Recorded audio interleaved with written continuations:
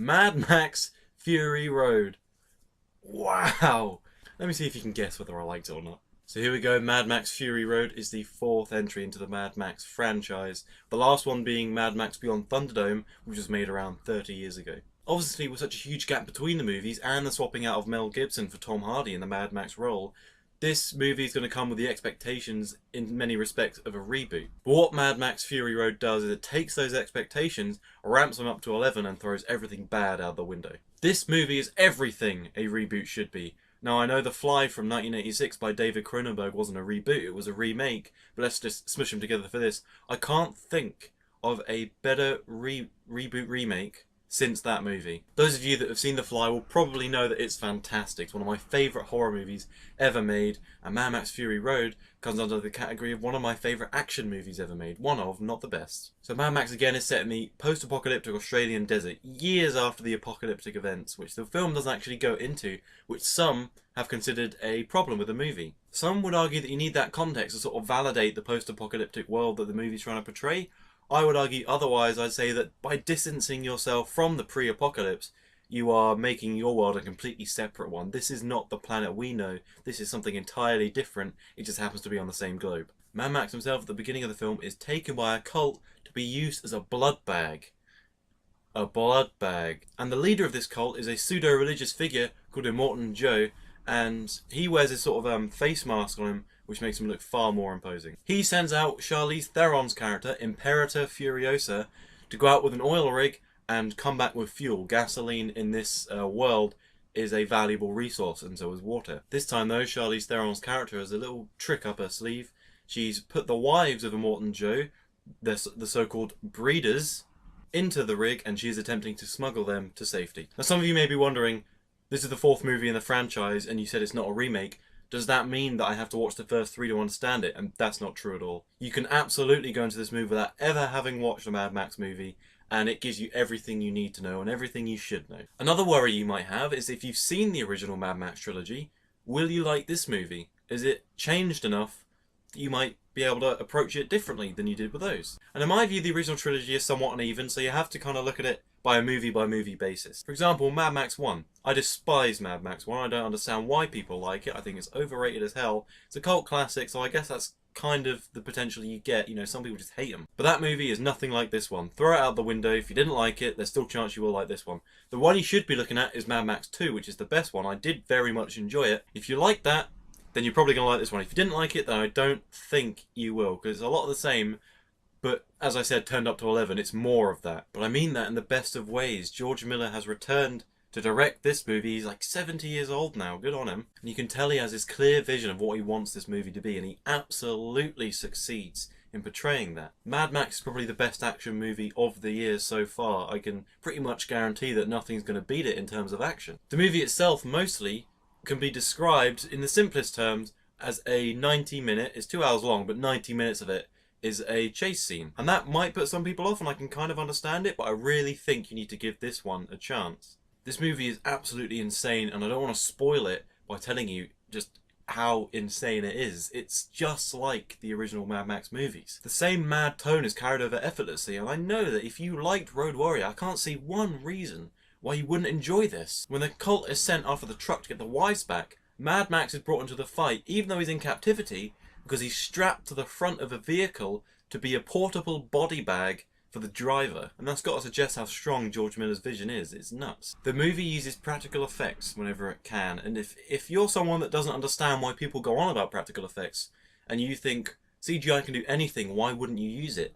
This movie is the perfect advocate for what practical effects can do. I mean, yeah, there's CGI in there, you know, CGI is useful, you can get a lot done with it, but it often does not carry the weight that a practical explosion can. When these vehicles crash, they really do crash. I praise Fast and Furious 1 for using practical effects. This movie blows it out of the water. It blows Furious 7 out of the water. People this summer are saying, oh, Furious 7 pulls out all the stops, the action's incredible.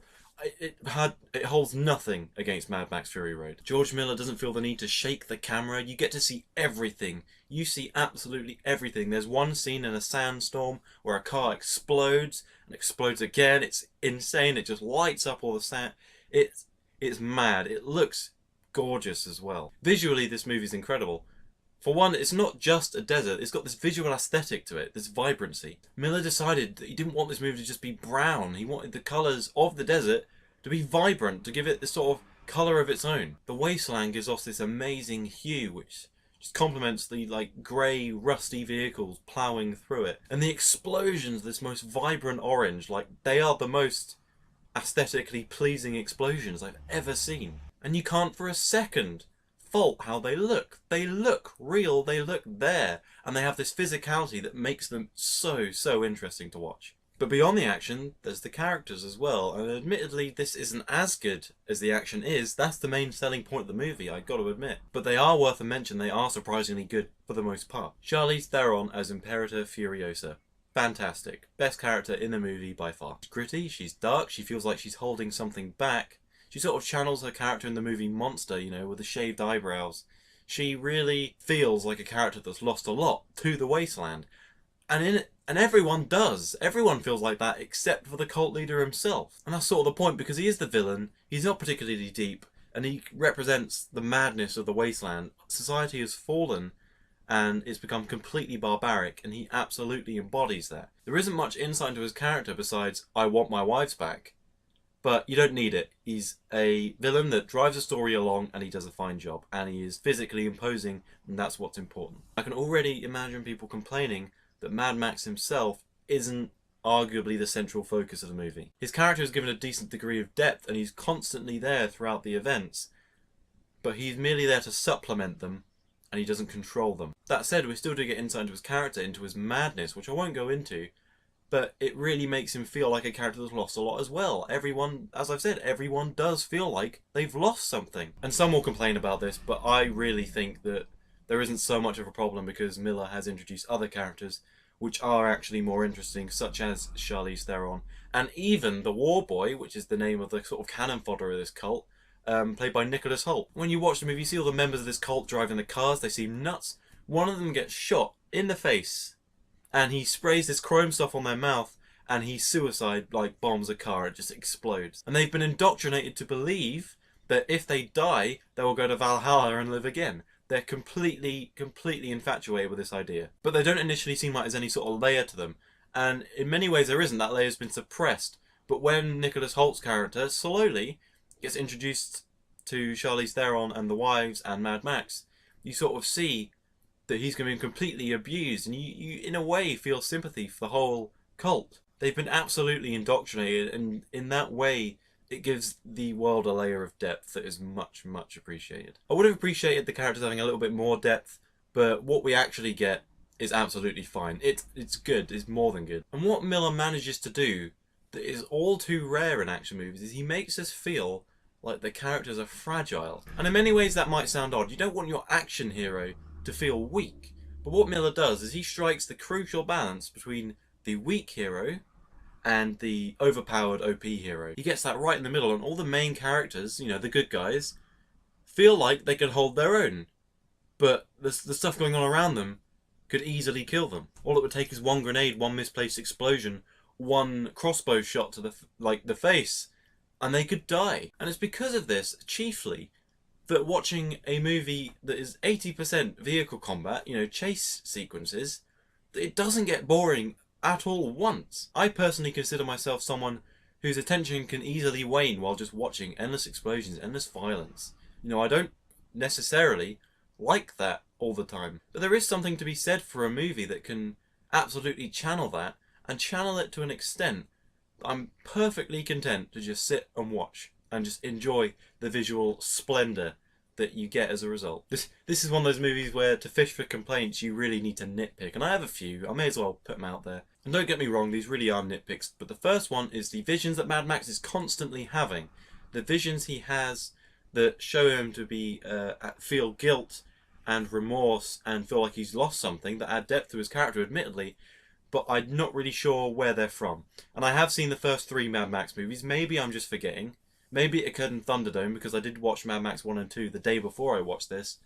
But I've kind of had myself wondering, what are they? What character has he lost there? But you don't even necessarily need to know who the character is to understand the loss, which is good, admittedly, but I still would have preferred that. And the second thing is that one of the scenes, which is one of the heartfelt scenes in my opinion, where we lose a character, I won't spoil who. The scene starts out with that heartfelt viscerality, if you can call it that, I think you know what I mean, that the movie does very well. But then it panders to the people watching in 3D a bit. You know those moments in movies where you go and watch it in 2D and something comes out at you and it looks kind of wrong, it looks very artificial, because they wanted to put that one scene in that makes the 3D crowd feel like their money's well spent, and it never fools me, it's never well spent, but you know, they try. And it kind of goes against that practicality that George Miller's kind of fighting for, this one scene, and it doesn't look right, it looks CGI, it doesn't fit. But as I said, that's only one scene. The rest of the movie is absolutely fantastic. It's really adrenaline. If you like action movies in any way, you have to see this movie. If you aren't a fan of action movies, then admittedly, you probably shouldn't see this movie. I'm not going to pretend that there's much here for you besides the characters. You might not want to wade around all this action, but I really suggest that you give this movie a try, because the sort of things that made you not like action movies as a whole might be corrected by this one. All the shallow nonsense that you get. In many ways, this movie shows you how it should be done, and I really hope that people learn from this. And that's why I urge you to go and see it, because I've been looking at bookings in my area, and very few people are going to see it. And we're not going to get another one if people don't see it. You know, the world revolves, and reception is based upon money, and there are problems with that, you know. We've seen time and time again that the amount of money a movie makes isn't indicative of its quality. Like Edge of Tomorrow last year is the most famous example. It didn't make as much money as it should have, and it was a good movie. But you have to remember that the industry, the Hollywood industry, is not going to learn what to do unless you tell it what to do with your wallet. But I can tell you that this movie is absolutely worth whatever you're going to pay for it. Don't see it in 3D, because you shouldn't, because this movie is so colourful that you don't want the colours to be dumb. You don't want the colours to be dimmed by 3D. You really don't. It really would, in my opinion, go some way to ruining the experience. Anyway, I've banged on long enough. You know how I feel about this movie. You know I love it. I give it a 9 out of 10. It is absolutely incredible. And I really, really hope you go and see it and support it and show Hollywood what we want from movies. Anyway, that's it for me, guys. Sorry for the lack of videos. I've been going through the final exam period of my last year of high school, so you know, it's been very busy. I'm not going to be straight back after this. I've got exams through June. June 17th, I'll try and get a video out for you then, because that's when my exams are over, so I should be able to try and get something reviewed. I may even revisit the original Mad Max trilogy, just to let you know how I feel about them, and it might not be what you expect. But besides that, I hope you thoroughly enjoyed this video. Sorry for the length of it, if it's a little longer than I usually make them. You know, I was pretty excited about this one, gotta be fair. But anyway, if you liked it, thank you for watching, and if you could subscribe, I'd thank you so much for that as well. And in case I don't see you, good afternoon, good evening, and good night.